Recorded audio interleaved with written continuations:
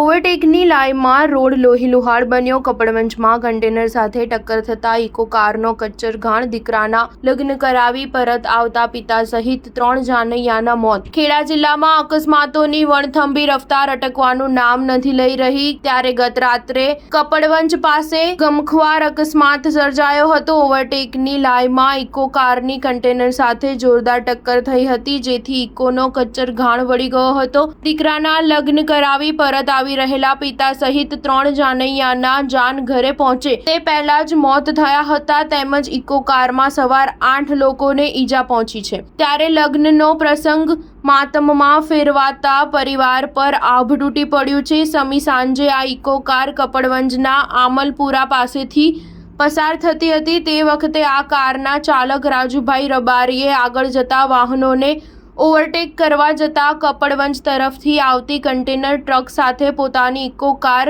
ધડાકાભેર અથડાવી હતી, જેથી ઇકો કારનો લોચો વળી ગયો હતો। આ અકસ્માતમાં કારમાં સવાર 3 લોકોના ઘટના સ્થળે મોત નીપજ્યા હતા, જેમાં પુત્રના લગ્ન કરાવી પરત આવી રહેલા પિતાનો પણ સમાવેશ થાય છે। આ ઉપરાંત અકસ્માતની અન્ય એક ઘટના કઠલાલના કપડવંજ રોડ પર બની હતી, જેમાં પૂરપાટે આવતા આઈસર ટેમ્પાએ મોટરચાલકને ટક્કર મારી હતી, જેથી અકસ્માત સર્જાયો હતો, જેમાં મોટરસાઇકલ ચાલક અને પાછળ બેઠેલા વ્યક્તિ રોડ પર પટકાયા હતા, જેથી બંનેને શરીરે ગંભીર ઈજા પહોંચી હતી, જેના કારણે એકનું ઘટના સ્થળે જ મોત થયું હતું, જ્યારે ગંભીર રીતે ઘાયલ અન્ય એકને સારવાર અર્થે લઈ જતા ટૂંકી સારવાર દરમિયાન તેનું પણ મોત નીપજ્યું હતું। પોલીસના જણાવ્યા મુજબ આ આઈસર ટેમ્પા ચાલકે બંનેને માથાના ભાગે ચગદી દીધા હતા, જેથી ઓળખ મૃતકોના પહેરવેશ પરથી કરાઈ છે। માથું અને ચહેરો ઓળખાય એવી સ્થિતિમાં નહોતો, આથી મૃતકોની ઓળખ તેમના પહેરવેશ પરથી તેમના સ્વજનોએ કરી છે। સ્ટાર ન્યૂઝ 7 હંમેશા સચ્ચાઈની સાથે।